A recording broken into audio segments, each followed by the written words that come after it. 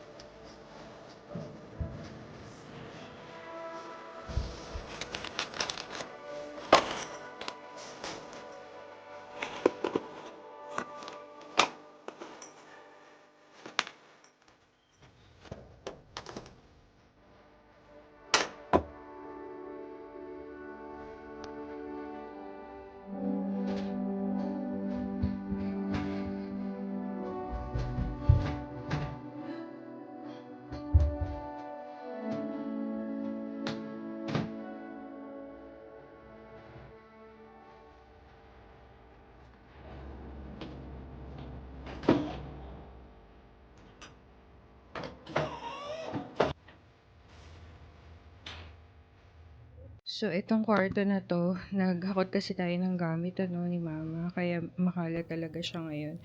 Tapos, kahapon guys, so, tingnan nyo, nakabili ako ng mga bag sa mamaya ayusin natin to. Murang mga bag lang to sa Walmart. Naka-sale sila.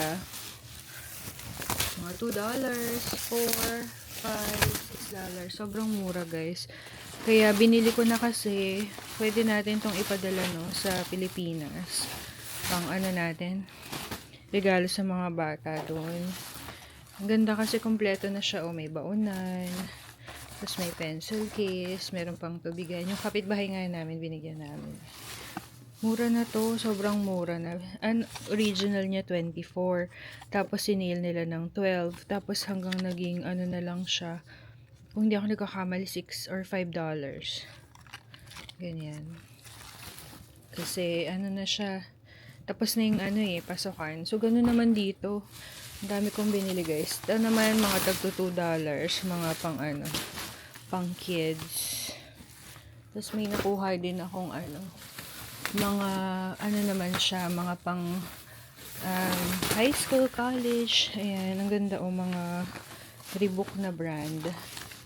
Ayan, ito mga $4 lang din to. Ayan, hindi ko alam kung magkano yung original pero diba, ang ganda. Iba-ibang design yan guys. Diba, malaking bagay na yan sa mga yan, pag mga ganyan guys, bili kayo kung padala yan sa Pinas. So, dami kong binili, inubos ko yung stock nila. Diba? Kung hindi man natin mapadala, kasi medyo malaki din yung gastos sa pagpapadala. So, pwede natin din i-donate. May mga bata din naman dito na talagang walang-wala din. Ayan. So, na-overwhelm ako. Hindi ko alam kung paano ko sisimulan ayusin, pero bala ko to ilipat dun sa kwarto namin. Tong dresser. Wala naman na ata tong laman. Ayan, empty na siya. Ililipat natin siya doon sa kabilang room. So, yan.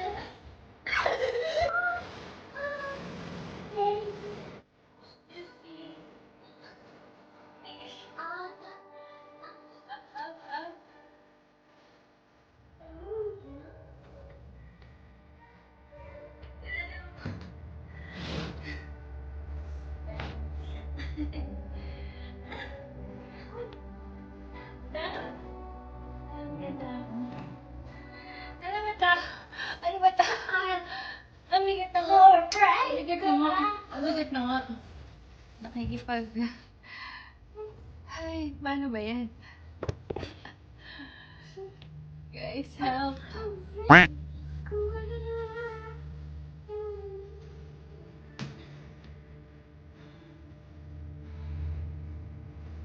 Kunin niyo mga wala to, guys.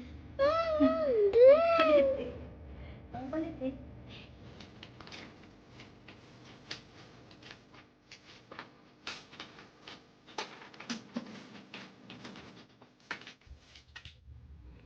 So, iniisip ko pa kung paano ko to aayusin.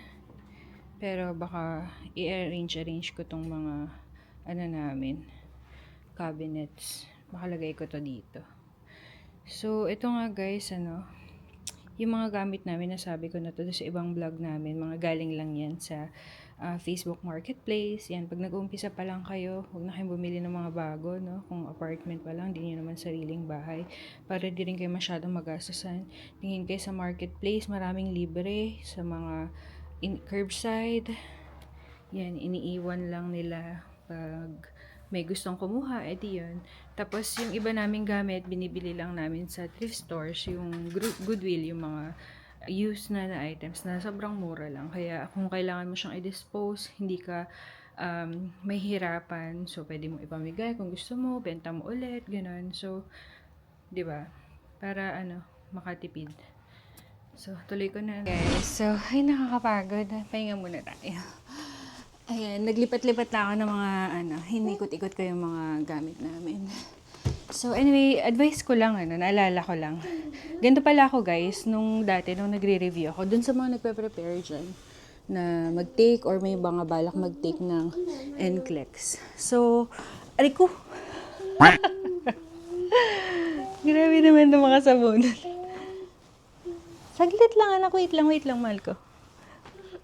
Ayaw niya kausap ko kayo, guys. Ayan. Ano naman yan? Ayan. Wait lang, sorry guys. Ang kulit kasi na ko. So, ayun no. Nung nagpe-prepare ako, guys, ma-share ko lang sa inyo. Nung nagpe-prepare ako ng NCLEX, nakikinig ako ng audio. So, nag-multitask ako. So, habang may ginagawa ako, or kahit nagbabiyahe ako, nakikinig lang ako.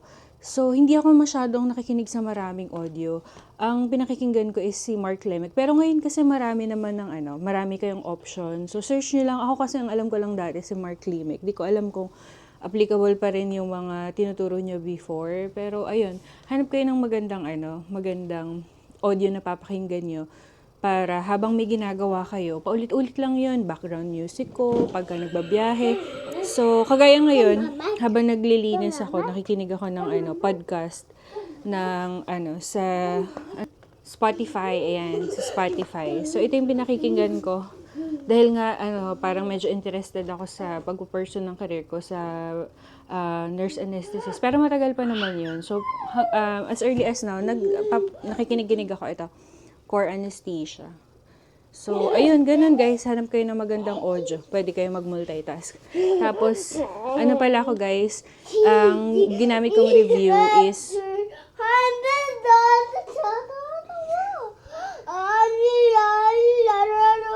Okay. Ayun, gusto niya kasama din siya sa usapan natin. Anyway, ayun yung ginamit kong review is UWorld. So, nag-focus lang ako doon. Hindi na ako masyadong kumuha ng ibang sources maliban sa wala akong time. Na-share ko na yun dun sa isa kong video, no? So, ayun. So, kung effective sa inyo yung mas marami kayong sources na ginagamit, tuloy nyo lang. So, sa akin naman, sinare ko lang no, kung ano yung effective sa akin. So, sa akin, ayun lang, test-taking strategy, sagot ng tanong, tapos hindi na ako masyadong nagbasa-basa kasi. Pero importante na mag-aral kayo ha. Pero kasi ako wala akong time eh. Kung meron kayong luxury of time, di ba? Why not? Tapos gamitin natin ng wise yung ating oras. So, ayan, na-share ko lang kasi habang parang workout na rin to nung ginagawa kong panglilinis kasi grabe nakakapagod magbuhat ng furniture. So, ayun lang. So, ito yung update. Yan, nilagay ko na lang yung TV dyan, tsaka yung yung cabinet. Tapos itong upuan ni Mama, nilipat ko dito. Tapos, ang kulit na itong isa kong, ay nako. Anyway, yun lang. So, mamaya tuloy ulit. Hi guys, so ayan nakakapagod. Pinagbubuhat ko yung mga furniture namin, medyo nire-arrange ko siya ng very light kasi yung isang room na vacant na yun kasi nawala na yung mga gamit doon ni Mama. So grabe, ang sakit ng likod ko. Anyway, lulutuin muna tayo ng hapunan natin. So habang nagpe-prepare ako, nagluluto ako ng guys, nilagang baka. So ayan, gamit ko tong Instapot. Nabili ko lang din yan guys. Nabili ko lang din yan guys sa marketplace. Ay, gusto niya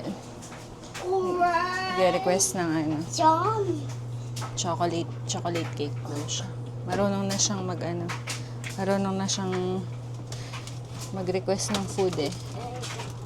Want more? Ito. Hi guys. Nakakapagod. Alam niyo, pagod ako. Medyo naabutan ako ng hapon. Hindi pa rin ako tapos eh. Kasi nagpapahinga-pahinga ako kasi. Alam niyo naman, nakakapagod magbuhat. Anyway, so tutuloy ko lang yung kwento ko, no.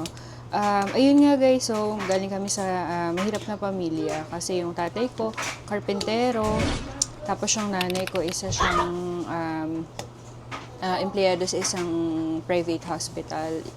Nagtatrabaho siya doon bilang, ay daw, sabi ni Kamaya, bilang isang laundry aide. So, ayun. So, sa ganun kami binuhay ng mga magulang namin. So, dahil hindi naman permanente yung trabaho ng tatay ko bilang carpenter, minsan wala. So, ayun. So, pag walang-wala talaga yung nanay ko, sa kanya lang din kami nakaasa. Tapos, palaging baon sa utang, ganyan. Alam niyo yun, loan dito, London, sa taga-London kami. ng mga bata pa kami. So, tuwang-tuwa kami pag nakaka-loan yung nanay ko kasi doon lang kami nakakabili ng mga gamit, ganyan, damit. Tapos, so, tuwang-tuwa na kami pag ang ulam namin hotdog, ganyan. Parang feeling mo, ano ka na, nakakaluwag-luwag ka na nun, ano. So, ganun ang buhay namin. So, nung nag-high school ako, talagang wala akong idea kung makakapag-college ba ako. Pero alam niyo yun, alam ko may desire talaga ako na gusto kong makapasok sa college, kung makapag-college. At yun, sinabi ko rin sa isang friend ko dati na gusto ko sana mag-nursing kasi nga, di ba, nagtatrabaho yung nanay ko sa ospital. So, halos lumaki din kami sa ganong environment. So, talagang exposed kami, mga bata pa lang kami sa ospital kasi binibitbit kami ng ng nanay namin eh. So, ayan, tikot-tikot kami sa ospital, mga bata pa kami, doon kami naglalaro, ganyan. So, ayun, parang nandun yung ano ko talaga, no, desire ko. Kaya lang, wala kaming means. Kasi yung ospital na yun, meron siyang private school, pero alam namin hindi talaga afford. Kasi since elementary hanggang high school, talagang ano lang kami, public school. So, yun sa Pasay ako dati nag-high school. So, ganyan. So, ayun nga, na-experience ko pa na magtinda yung nanay tsaka tatay ko, di ba, wala namang permanent na trabaho yung tatay ko. So, nagtitinda sila naglalako sila ng banana Q. Yan. So, ang sarap ng banana Q ng nanay ko. Yan. So, ayun, awa naman ng Diyos nakatulong. Tapos, ayun, minsan nag-angkat kami ng gulay, bumibili kami ng mga bultuhan sa Divisoria, tapos ilalako namin dun sa labas ng ospital. So, dati pinapayagan naman kami na magganon. Ayan. So, sa mga ganun lang, no? Pero, hindi ko talaga alam kung paano sa ganong kinikita lang namin, hindi namin alam kung paano makapag-college. So, yun, nag-pray ako na sabi ko, Lord, gusto ko pong mag-college, ganyan. So, naswertehan naman kami nung time na after ko mga siguro bago mag-graduation, nagkaroon ng contest yung hospital na yun na pinagtatrabaho ng nanay ko. Poster making contest. Pero guys, andun pala yung inclination ko. Medyo, yun din yung parang isa rin sa mga pinagkakakitaan ko. Why is he crying? Ayun, so, ayun nga, no, nagkaroon ng poster making contest. So, sakto yun, parang pag-graduate na ako ng high school. Nagsumali ako, tapos, nagbakasakali lang ako, TB month. So, ang theme nila, hindi ko na maalala, basta nag-drawing lang ako, tapos yun, ipinasa ko. Tapos yun, nag-text sa akin yung auntie ko, sabi niya congratulate niya ako, congratulations, first place ka, ganyan. May monetary, prize. So, ayun. So, yun yung answered prayer ko, guys, kasi pinag-pray ko kay Lord, gusto ko po mag-nursing, so kayo na pong bahala, hindi ko alam kung paano.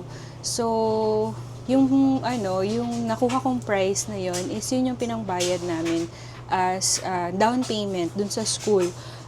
Hindi ko alam kung paano, yun yung prayer ko, Lord, hindi ko po alam kung paano, pero kayo na pong bahala. Kung paano ako makaka-graduate, alam ko po na nilagay niyo ako dito kasi yun yung answered prayer ko.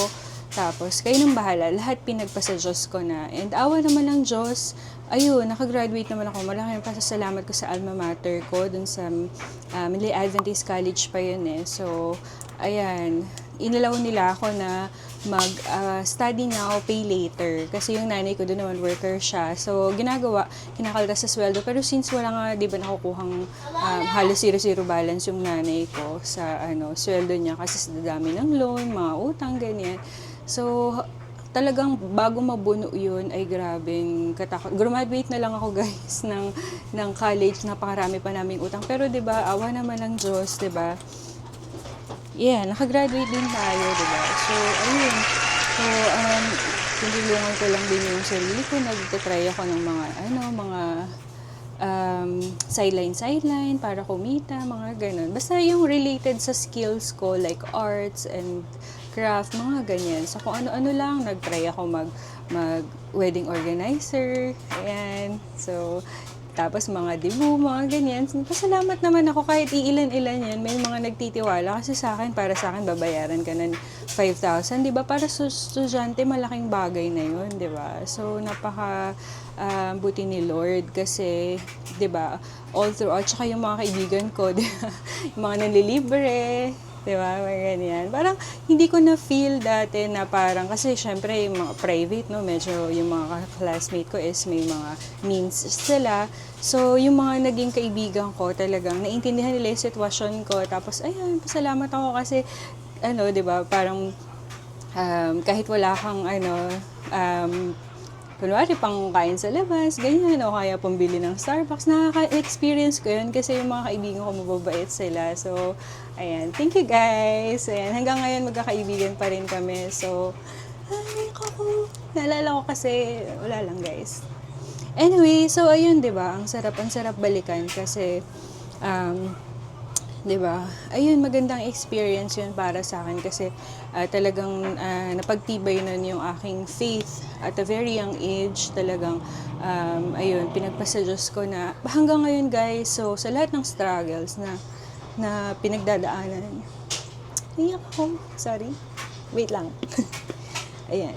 So, hindi ko alam kung pagod lang ako.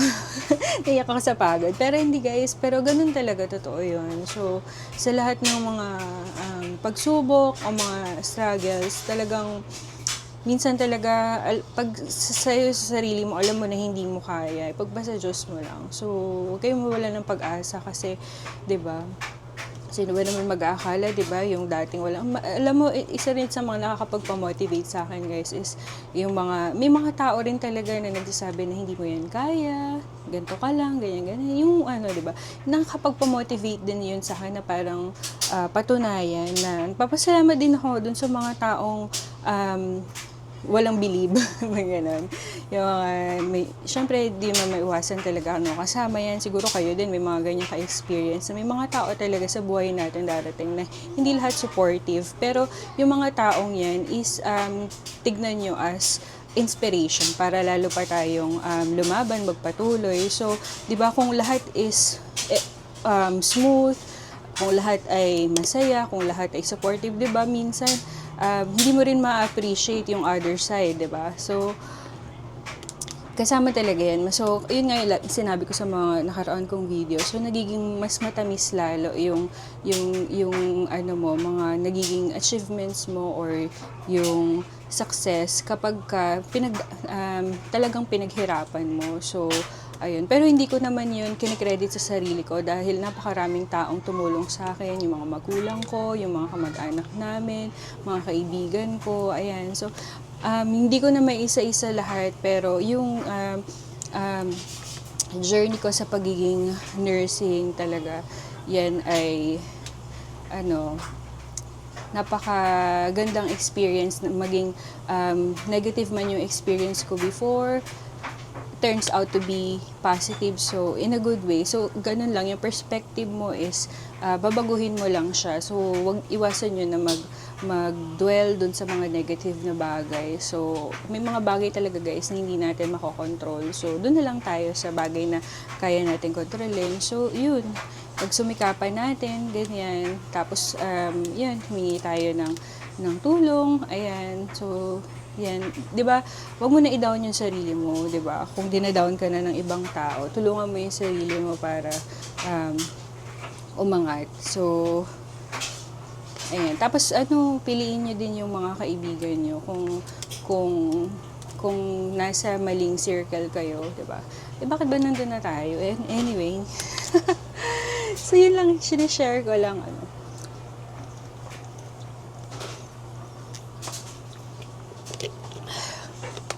So, yun. Ayun lang. Yun lang yung share ko. So, and thank you sa mga nanood. So mamaya pakita ko yung video kung matapos ko man today or kung hindi today baka bukas kasi medyo na rin ako ngayon guys. Masakit na yung mga kasukasuan ko sa kakabuhat. So, yan. Thank you for watching and God bless. Sana ay kahit papaano may mapulot kayo dito sa aking simpleng vlog. At saka pa guys, yung sinasabi ko, kung feeling nyo na overwhelmed kayo sa mga bagay-bagay, sa mga problema, ganyan, kunti-kuntiin yung harapin. One step at a time. So, talagang kung titignan mo siya as sobrang laking problema, 'di ba? Sobrang hirap na problema na hindi mo kayang i-conquer, ipagpasa Diyos mo yung ganyang feeling na na-overwhelm ka. Kasi, yan. Talagang kung sa ating lang perception or pag-iisip, parang hindi talaga kakayanin. Pero walang imposible sa Diyos, diba? So, yun na muna for today. God bless everyone. Thank you for watching. Bye-bye.